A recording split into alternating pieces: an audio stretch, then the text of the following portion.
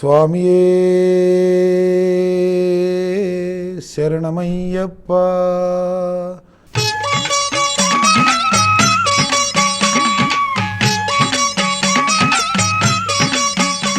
శ్రీ గురుభ్యో నమః. శ్రీ గురు పరమ గురు పరమేష్టి గురు పరాపర గురుదేవత పాదుకాభ్యో నమః. స్వామియే శరణమయ్యప్ప. హైందవ శ్రేష్ఠులారా, హైందవ భక్తులారా, మనము క్రితం కార్యక్రమాల్లో చెప్పుకున్నట్టుగా అయ్యప్ప దీక్ష పూర్తవగానే స్వామికి సంబంధించిన ప్రతి ఒక్క వస్తువు కూడా మూలన పెట్టేసి మళ్ళీ మనం మాల వేసుకునేంత వరకు కూడా బయటికి తీసుకురాకుండా ఉంచుతున్నాం అనేటువంటి విషయంగా మనం మాట్లాడుకున్నాం. మరి అలా కాకపోతే ఎలా చేస్తాం స్వామి? స్వామి బ్రహ్మచారి, మహానియమాలు, అలాంటివి మనం ప్రతిరోజు కూడా ఇక్కడ స్వామివారి పూజలు చేయలేం కదా, ప్రతిరోజు కూడా ఆయనకి తగ్గట్టుగా ఉండలేం కదా, ఆ 40 రోజులు మాత్రమే మనం దీక్ష చేయగలం కదా. మరి ప్రతిరోజు అవన్నీ ఉంటే స్వామివారికి కోపం రాదా? ఆయన మనల్ని శిక్షించరా? ఆయన మనల్ని శపించరా? ఇవి మన భావాలు. ఒక్క నిమిషం సరి అయినటువంటి కొడుకులాగానో ఒక భక్తుడిలాగానో ఆలోచించండి. శిక్షించేవాడు భగవంతుడా, క్షమించి రక్షించేవాడు భగవంతుడా? పూజ మొత్తం పూర్తయిన తర్వాత అపరాధ సహస్రాణి క్రియంతే అహర్నిశమ్మయ అనుకుంటూ మనం స్వామివారికి క్షమాపణ మంత్రం చెప్పుకుంటాం కదా. ఆ చెప్పుకున్నటువంటి క్షమాపణ మంత్రంలో స్వామి ఏమన్నా పొరపాట్లు జరిగితే నన్ను క్షమించు అని చెప్పేసి వేడుకుంటాం కదా. అప్పుడు కూడా క్షమించకపోతే ఆయనేం భగవంతుడండి?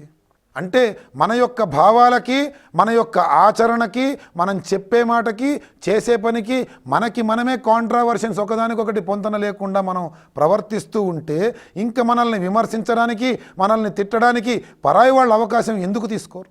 100% అవకాశం తీసుకుంటారు. ఇక్కడ అయ్యప్ప స్వామి వారి ఫోటో ఇంట్లో ఉండడం మూలంగా వచ్చేటువంటి నష్టం ఏమీ లేదు. ఎందుకంటే మనం పూజించేటువంటి దేవతలలో అయ్యప్ప స్వామి వారు మాత్రమే బ్రహ్మచారి కాదు. ఆంజనేయ స్వామి బ్రహ్మచారే, వినాయకుడు బ్రహ్మచారే, సుబ్రహ్మణ్యేశ్వర స్వామి బ్రహ్మచారే. మరి వాళ్ళందరికీ కూడా పూజలు చేస్తూనే ఉన్నాం. ఆడవాళ్ళు, మగవాళ్ళు, పిల్లలు, పెద్దలు ఎవరికీ తేడా లేకుండా వచ్చి పూజలు చేస్తూనే ఉన్నాం. అయ్యప్ప స్వామి వారి ఫోటో ఇంట్లో ఉంటే నాలాంటి దీక్షాధారుడు మాల వేసుకున్నప్పుడు సామాన్య మానవుడై ఉండి రోడ్డు మీద పెడుతూ అశ్లీలమైనటువంటి సినిమా పోస్టర్లు చూసినా, అశ్లీలమైనటువంటి దుస్తులు ధరించినటువంటి స్త్రీలను చూసినా బ్రహ్మచర్యానికి ఏమీ నష్టం లేదు. కానీ సొంత తండ్రిలాగా భావించి నమస్కారం చేసుకున్నటువంటి వాళ్ళ ఇంట్లో స్త్రీలు వచ్చి స్వామివారికి నమస్కారం చేసుకుంటే మహాపాపం. ఇదెక్కడి న్యాయం అండి? ఆయన భగవంతుడు, ఆయనకు అపవిత్రత ఎక్కడిదండి? ఆయన ఎప్పుడూ పవిత్రుడే. అందుకే మనం పూజలు చేస్తున్నాం, అందుకే కోటాను కోట్ల మంది పూజలు చేస్తున్నాం. మనం అనేటువంటి మాటలు ఏమైనా న్యాయం ఉందా? మనం అసంబద్ధంగా ప్రవర్తిస్తున్నాం అనేది మనల్ని మనం విమర్శించుకోవాల్సినటువంటి విషయం. నిత్య పూజలో ప్రతిరోజు కూడా స్వామివారి ఫోటో మన ఇంట్లో ఉండవచ్చు. మనం రోజు కూడా నమస్కారం చేసుకోవచ్చు. పూజలో లేకపోయినా హాల్లో అయినా సరే స్వామివారి ఫోటో పెట్టుకుని నమస్కారం చేసుకోవచ్చు. ఆయన మనల్ని రక్షించేటువంటి శక్తే తప్ప మనల్ని శిక్షించేటువంటి శక్తి కాదు. ఈ వాస్తవాన్ని అయ్యప్ప స్వామి దీక్షధారణ చేస్తున్నటువంటి ప్రతి ఒక్క వ్యక్తి కూడా తెలుసుకోవాలి. ఇంతేకాకుండా అయ్యప్ప స్వామి దీక్ష అనగానే చాలామంది ఇంకా వాళ్ళకి తోచినటువంటి అనేక అభిప్రాయాలను వెలిబుచ్చి అవే వాస్తవాలని మనల్ని మభ్యలో పెడుతూ ఉంటారు. ఏ పూజ చేసినా ఏ భగవంతుడికైనా సరే మనము యావత్ శక్తి అనేటువంటి మాటను ఉపయోగిస్తూ ఉంటాం. అంటే నా శక్తి కలిగిన విధముగా. బ్రాహ్మడితో పూజ చేయిస్తే అతను చెప్తాడు సంభవద్భిః ద్రవ్యైః సంభవద్భిరుపచారై సంభవిత నియమేన సంభవిత ప్రకారేణ అని మళ్ళీ యావచ్చక్తి ధ్యాన ఆవాహనాది షోడశ ఔపచారిక పూజయాంచ కరిష్యే అని సంకల్పం చెప్పిస్తాడు. అంటే ఏ విధమైనటువంటి నియమాలు, ఏ విధమైనటువంటి పరిస్థితుల్ని కల్పించారో వాటికి అనుగుణంగా పూర్తి స్థాయిలో నేను ప్రయత్నం చేస్తాను అనేటువంటి మాటనిస్తూ, చేయకపోతే క్షమించమనేటువంటి అపరాధ స్తోత్రంతో మనం పూజని పూర్తి చేస్తాం. భగవంతుడు ఎవరు చేసిన పూజనైనా సరే సహృదయంతో స్వీకరిస్తాడు, కావాల్సినవి ఇస్తాడు, వారి యొక్క కోరికలన్నీ తీరుస్తాడు. కానీ మనం మాత్రం భగవంతుడు బ్రహ్మచారి, ఆ అయ్యప్ప బ్రహ్మచారి ఇంట్లో పటం పెట్టుకుంటే స్త్రీల వాసన చోకగానే ఆయన అపవిత్రం అయిపోతాడు అని ఒక భ్రమలో ఉంటాం. పూర్ణ పుష్కలాంబా సమేత అన్నామా, మరి వాళ్ళెవరు? గణపతి బ్రహ్మచారి సిద్ధిబుద్ధి అంటున్నామా, మరి వాళ్ళెవరు? ఆంజనేయ స్వామి బ్రహ్మచారి మరి సువర్చలా సమేత అంటున్నామా, ఆవిడెవరు? ఇవన్నీ స్వాముల యొక్క శక్తులండి, భార్య రూపంలో కనిపించేటువంటి శక్తులు. మనకి కూడా అంతే. ఆవిడ ఉంటేనే మనకి శక్తి, ఆవిడ లేకపోతే మనం కేవలం ఒక వ్యక్తి. శివము ఎప్పుడైతే పోతుందో అప్పుడు ఈ కట్టె శవమైపోతుంది. ఆ విధంగానే ఆ శక్తి ఉన్నంత వరకే మనం ఒక శక్తులుగా భాసిల్లుతూ ఉంటాం తప్ప, లేకపోతే మామూలు వ్యక్తులుగానే ఉండిపోతాం. ఇవి కాక ఇంకా చాలా ఉంది. ఏంటంటే స్వామివారి ఫోటోని ఇంట్లో పెట్టుకుంటాం, పూజ చేసుకుంటూ ఉంటాం, ఇబ్బంది లేదు. మరి ప్రదక్షిణ, ఆత్మ ప్రదక్షిణ, ఈ రెండింటికి తేడా ఏంటి? ఇంట్లో పూజ చేసుకున్నప్పుడు ఆత్మ ప్రదక్షిణ చేస్తాం, దేవాలయంలో ప్రదక్షిణ చేస్తాం, దేవాలయం చుట్టూతా ప్రదక్షిణ చేస్తాం. కానీ చాలామంది తొందరగా పని పూర్తి చేసుకోవాలని దేవాలయంలో ఆత్మ ప్రదక్షిణ చేస్తున్నారు, మహాపాపం. దేవాలయంలో అర్చకునికైనా సరే పాద నమస్కారం చేయకూడదు. ఆ పరమాత్ముడు ఎదురుగుండా ఎంత గొప్ప వ్యక్తి వచ్చినా సరే 2 చేతులు జోడించి ఆ వ్యక్తిలోని ఆత్మ అనబడేటువంటి శక్తికి నమస్తే నమః ఇతి తే నమస్తే అనేటువంటి మాటతో ఆ పరమాత్ముడికి, ఆత్మ అనే పరమాత్ముడికి నమస్కరించాలి తప్ప ఎవరికి పాద నమస్కారాలు చేయకూడదు దేవాలయ ప్రాంగణాల్లో. అలాగే మనము కూడా దేవాలయంలో ఆత్మ ప్రదక్షిణ చేయరాదు, ఇంట్లోనే చేయాలి. ఎందుకంటే మనందరికీ ఆది గురువు అయినటువంటి ఆది శంకరాచార్యుల వారు చెప్పారు, దేహో దేవాలయో ప్రోక్తో జీవో దేవ సనాతనః అన్నారు. ఈ దేహం అనేదే దేవాలయము, అందులో ఉన్నటువంటి జీవాత్మనే సనాతనముగా పూజలు అందుకుంటూ ఉన్నటువంటి మహాపరమాత్ముడు అనేటువంటి విషయాన్ని ఆయన తెలియజేశారు. కాబట్టి మనం ఆత్మ అనేటువంటి పరమాత్మునికి మన శరీరం అనేటువంటి దేవాలయానికి చుట్టూతా ప్రదక్షిణ చేస్తున్నామనేటువంటి భావనతో అక్కడ ప్రదక్షిణ చేయాలి. అప్పుడు మనము యాని కానిచ పాపాని జన్మాంతర కృతాని చ తాని తాని ప్రణశ్యంతి ప్రదక్షిణ పదే పదే పాపోహం పాప కర్మాణం పాపాత్మా పాప సంభవ అనే మాటను చెప్పుకుంటూ ఉంటాం. పాపోహం అహం పాపి, పాపకర్మాణం నేను చేస్తున్న పని ప్రతి ఒక్కటి పాపముతో కూడుకున్నదే. పాప ఆత్మ నా ఆత్మ పాపం చేసింది. ఏంటిది? గీతాచార్యుడైనటువంటి శ్రీకృష్ణ భగవానుడు చెప్పాడు ఆత్మకి పాపం అంటనేరదు అని. కానీ నేను చెప్తున్నాను భగవంతుని ముందర నుంచొని నా ఆత్మ పాపం చేసింది అని. ఎంత అసంబద్ధమైనటువంటి మాట చెప్తున్నాను. పాప సంభవ. ఎందుకు పాప సంభవము? పరమ పవిత్రమైనటువంటి సృష్టి కార్యంలో పాల్గొన్నటువంటి నా తల్లిదండ్రులు పంచభూతాల సాక్షిగా వివాహం ఆడితే, వేద మంత్రాల సాక్షిగా వివాహం ఆడితే పరమ పవిత్రమైనటువంటి సృష్టి కార్యంలో నేను ఉద్భవించా. పాప సంభవ అనేటువంటి మాటను ఎందుకు చెప్తున్నావు అంటే అక్కడ తల్లినో తండ్రినో శంకించటమా, నా జన్మని నేను శంకించటమా? ఇవన్నీ ఎవరు కల్పించారు? మనం వింటున్నాం కాబట్టి ఎవరో పట్టుకొచ్చి కల్పించారు. అలాగే అయ్యప్ప స్వామి తత్వంలో కూడా పనికిరానివన్నీ కూడా కల్పించి మన పెద్దవాళ్ళందరితోని కూడా దూషణం అనేటువంటిది మనం చేయించేటువంటి ప్రయత్నం చేస్తున్నాం. అది కేవలం మనకే పాపం. కాబట్టి మనం ఏం చేస్తున్నామో, ఏం చెప్తున్నామో, ఎలా చేస్తున్నామో, మన మాటకి మన పనికి ఏమైనా పోలిక ఉందా, వ్యత్యాసం ఉందా అనేది గుర్తెరిగి మనము చేయాలి. ఇంకా పువ్వులు చల్లుకోవటం, పువ్వులు ఎవరి మీద చల్లుతారు? భగవంతుని మీద చల్లుతారు. పువ్వు పుట్టింది భగవంతుడి కోసం, మానవుడి కోసం కాదు. భగవంతుడికి ఉపయోగించినటువంటి పుష్పాన్ని ఆయన పాదధూళిగా ఎంచి నమస్కరించుకొని తల మీద పెట్టుకోవాలి. ఇది మన యొక్క కర్తవ్యం. కానీ ఆ పుష్పాలని మనకి మనమే భగవంతులుగా భావించి మెళ్ళో వేసుకుంటూ ఉంటాం. తప్పు. మహాయోగులు పీఠాధిపతులకి తప్ప అలాంటి అధికారం ఇంకెవరికీ లేదు. మరి వివాహాల్లో వధూవరులకు వేస్తారు కదా, ఎందుకు వేస్తారంటే వాళ్ళిద్దరికీ కూడా లక్ష్మీనారాయణులను శివపార్వతులను ఆవాహన చేసి చేస్తారు వివాహం. కాబట్టి ఆ సమయంలో కూడుతుంది. పువ్వుల్ని రెక్కల్ని తుంచి పైకి చల్లుకొని మహా ప్రళయం వచ్చిన విధంగా చల్లుకుంటూ ఆ పువ్వుల్ని తొక్కి నాశనం పట్టిస్తూ ఎంత ఆందోళనకరమైనటువంటి పూజలు చేస్తూ ఉంటాం మనం. పుష్పము లక్ష్మీ స్వరూపము. పూలల్లో, పాలల్లో, ధాన్యరాశుల్లో, గుమ్మం ముందున్న గడపల్లో, ఆ గడప ముందున్నటువంటి ముగ్గుల్లో, ఆవుల్లో అంతటా కూడా లక్ష్మీదేవి స్థిర నివాసం చేస్తూ ఉంటుంది. పెద్దవాళ్ళని ఎవరినైనా అడగండి. అలాంటి పుష్పాన్ని మనము తొక్కి నాశనం పట్టిస్తూ ఉంటాం. ఇంకా అక్కడ లక్ష్మి ఎటువంటి నివాసం చేస్తుందో ఆలోచించండి.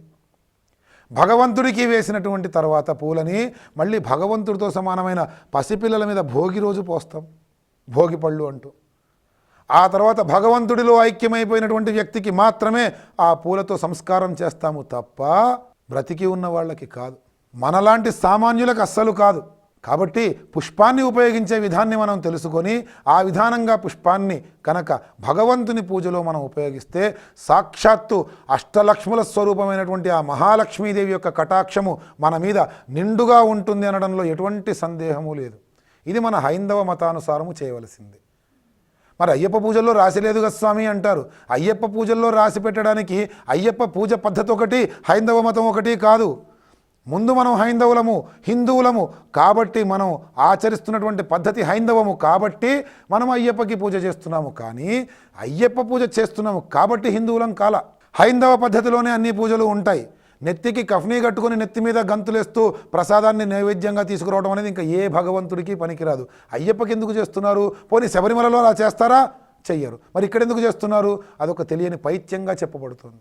కాబట్టి స్వాములందరూ కూడా మన హిందూ ధర్మాన్ని నిలబెట్టడం కోసం, మన హైందవాన్ని నిలబెట్టడం కోసం అయ్యప్ప స్వామి తత్వాన్ని పూర్తిగా తెలుసుకొని ఈ యొక్క హైందవ మతం నిలబడడానికి తమ యొక్క శక్తి, తమ యొక్క సాయశక్తులా కూడా ప్రయత్నిస్తారని విశ్వాసం. ఇంకా రాబోయే రోజుల్లో మనం అయ్యప్ప స్వామి గురించి ఇంకా చాలా విషయాలు తెలియాలి. దీక్షా సమయంలో బహిష్టు స్త్రీలు ఇంట్లో ఉండవచ్చునా, ఉండకూడదా? ఆ సమయంలో మనం ఏం చేయాలి? ఉపవాస దీక్ష అంటే ఏంటి? మౌన దీక్ష అంటే ఏంటి? సంవత్సరం అంతా మాలలు వేసుకుంటామనడంలో అర్థం ఏంటి? ఈ ఔచిత్యాలు ఏంటి? ఇవన్నీ కూడా మనం రాబోయే రోజుల్లో తెలుసుకుందాం. స్వస్తి. స్వామియే శరణమయ్యప్ప. స్వామియే అయ్యప్ప.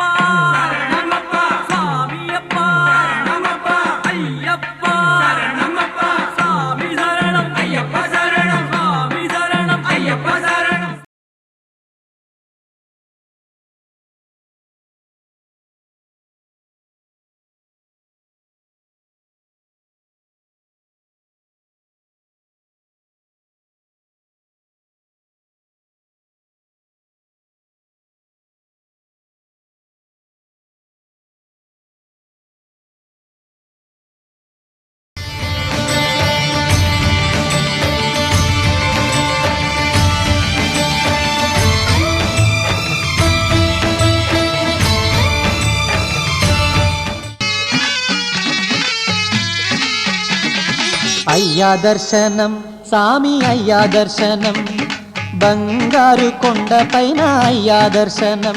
విశాఖ జిల్లా అనగానే ఎన్నో సుందర ప్రకృతి దృశ్యాలు గుర్తుకొస్తాయి. అటువంటి అందమైన పరిసరాలతో ఉన్న విశాఖ జిల్లాలోని గవర జగ్గయ్యపాలెంలోని అయ్యప్ప ఆలయం గురించి ప్రధానంగా చెప్పుకోవాలి. 1985వ సంవత్సరంలో BHEL ఉద్యోగుల విరాళాలతో పాటు ప్రముఖ పారిశ్రామికవేత్త, రాజకీయ నేత శ్రీ టి సుబ్బిరామిరెడ్డి గారిచ్చిన ఆర్థిక ప్రోత్సాహంతో ఈ ఆలయ నిర్మాణం జరిగింది. నాటి నుండి విశిష్టత పొందిన ఈ ఆలయానికి భక్తులు పెరుగుతూనే ఉన్నారు. స్వామివారి ఆలయంలో గణపతి, కుమారస్వామి, అమ్మవారి మందిరాలు కూడా ఉండటం ఈ ఆలయ ప్రత్యేకత. గత 7 సంవత్సరాలుగా ఆలయంలో మండల పూజ, విళక్కు పూజల వరకు దాదాపు రోజుకి 1200 మందికి పైగా ఉచిత భోజన సదుపాయం ఏర్పాటు చేశారు. ఈ అన్నదాన కార్యక్రమానికి భక్తులు విరాళాలు అందిస్తున్నారు. అది స్వామివారి మీద వారికున్న భక్తి శ్రద్ధలకు నిదర్శనం. శబరిమలలో జరిగే విధంగానే ఇక్కడి స్వామివారి విగ్రహానికి కూడా చక్కని అలంకరణ జరుగుతుంది. ఎంతో మంది మాలదీక్ష తీసుకున్నవారు స్వామివారిని దర్శించి అయ్యప్ప అనుగ్రహం పొందుతున్నారు. ఆలయ విశిష్టత గురించి గురుస్వామి గారు చెప్పిన మరికొన్ని విశేషాలను ఆయన మాటల్లోనే విందాం. అయ్యప్ప స్వామి దేవాలయం ఉత్తరాంధ్ర జిల్లాలకు ఒక విశిష్టత. ఈ దేవాలయాన్ని శబరిమల దేవాలయంగా భావించి ప్రతి భక్తులు రాజమండ్రి నుంచి శ్రీకాకుళం, ఒరిస్సా నుండి కూడా ఈ దేవాలయంకి వచ్చి స్వామిని దర్శించుకొని అనేక విధాలుగా ఆనందపడుతూ ఇక్కడ నుంచి వెళుతున్నారు. నేను దేవాలయం స్టార్టింగ్ నుంచి ఉన్నాను. నాది 20వ పడిది, ఇది 20వ మాలధారణ. నేను స్వామి అయ్యప్పకు సువర్ణ కిరీటము, వెండి కిరీటము, పంచలోహ మకర తోరణం నా ఇండివిజువల్గా స్వామి ఆశీస్సులతో ఆ భాగ్యం కలిగించారు. అది నేను స్వామికి ఇవ్వగలిగాను. అదే శ్రీ స్వామి అయ్యప్ప సేవా సంఘం స్థాపించి 2003 అక్టోబర్ 20ని స్థాపించాము. అప్పటి నుంచి ప్రతి సంవత్సరం కూడా కార్తీక మండల కాలంలో నిత్య అన్న సమారాధన కార్యక్రమం చేస్తున్నాము. ఈ కార్యక్రమానికి వేలం ఉన్నా లేకపోయినా మా కమిటీ వాళ్ళు అంతా కలిసి ప్రతి సంవత్సరం కూడా గత 6 సంవత్సరాలు పూర్తి చేసి 7 సంవత్సరం కూడా ఈ కార్యక్రమం చేస్తున్నాము. అదేవిధంగా వేలాది వందలాది భక్తులు భిక్ష స్వీకరించి ఆనందంగా దేవాలయం వెళ్ళిపోతున్నారు. ఈ అయ్యప్ప ఆలయంలో ఆలయ నిర్వాహకులు ఉచిత వైద్య విద్యా కార్యక్రమాలను శబరి హోమియో క్లినిక్, శబరి ఉచిత విద్యాబోధన పేరు మీద నిర్వహించటం విశేషం. స్వామిమాల ధరించిన వారే కాకుండా అధిక సంఖ్యలో మహిళలు, పిల్లలు కూడా పరిసర ప్రాంతాల నుంచి వచ్చి ఆలయాన్ని దర్శించి అయ్యప్ప అనుగ్రహం పొందుతున్నారు. విశాఖ జిల్లాలోని అయ్యప్ప స్వామి ఆలయం నానాటికి భక్తుల రాకతో, స్వాముల సందడితో, నిత్య పూజాభిషేకాలు, అర్చనలతో ప్రాముఖ్యత సంతరించుకుంటోంది. విశాఖ జిల్లాకే విశిష్టతగా ఉన్న ఈ అయ్యప్ప ఆలయాన్ని దర్శించిన వారికి సకల శుభాలు జరుగుతాయని, అవి స్వామివారి మహిమకు నిత్య నిదర్శనమని అర్చక స్వాములు చెప్పటం అతిశయోక్తి కాదు. అయ్యప్ప ఆలయాల్లో దర్శించదగ్గ ఆలయాల్లో ఈ ఆలయం ఒకటి.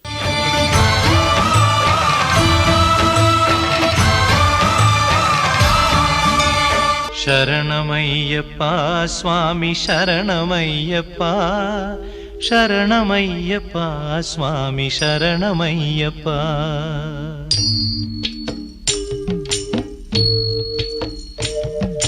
హరివరాసనం స్వామి విశ్వమోహనం, హరిదధీశ్వరం ఆరాధ్య పాదుకం, హరివిమర్దనం స్వామి నిత్యనర్తనం, హరిహరాత్మజం స్వామి దేవమాశ్రయే. శరణమయ్యప్ప స్వామి శరణమయ్యప్ప, శరణమయ్యప్ప స్వామి శరణమయ్యప్ప.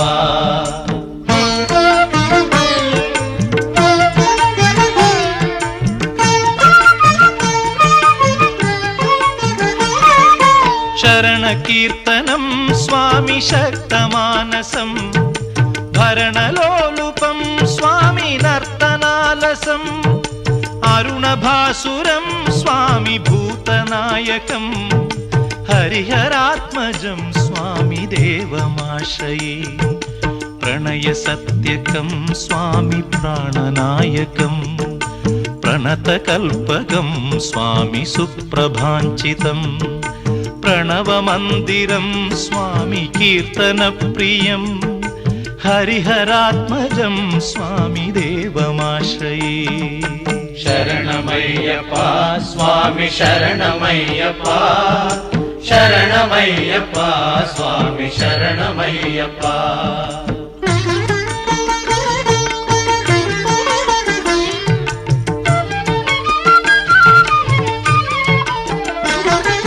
తురగవాహనం స్వామి సుందరాననం, వరగదాయుధం స్వామి వేదవర్ణితం, గురుకృపాకరం స్వామి కీర్తనప్రియం, హరిహరాత్మజం స్వామి దేవమాశ్రయే.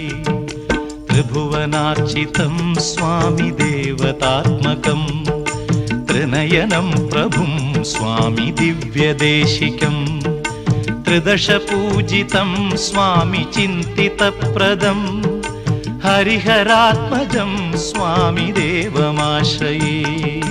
శరణమయ్యప్ప స్వామి శరణమయ్యప్ప, శరణమయ్యప్ప స్వామి శరణమయ్యప్ప.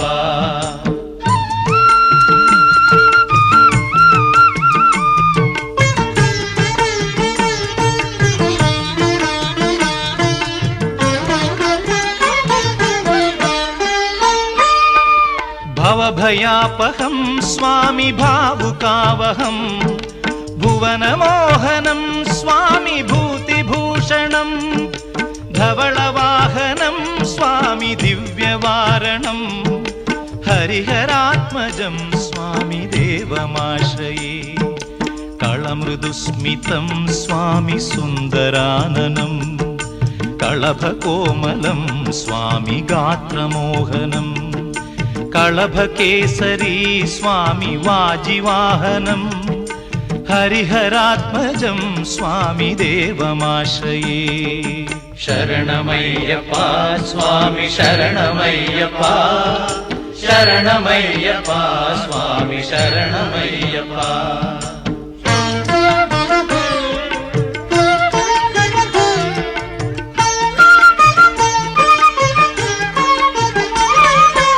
श्रितजनप्रियं स्वामि चिन्तितप्रदं श्रुतिविभूषणं स्वामि साधुजीवनं श्रुतिमनोहरं स्वामि गीतलालसं हरिहरात्मजं स्वामि देवमाश्रये शरणमय्यप्प स्वामि शरणमय्यप्प शरणमय्यप्प स्वामि शरणमय्यप्प शरणमय्यप्प स्वामि शरणमय्यप्प शरणमय्यप्प स्वामि शरणमय्यप्प शरण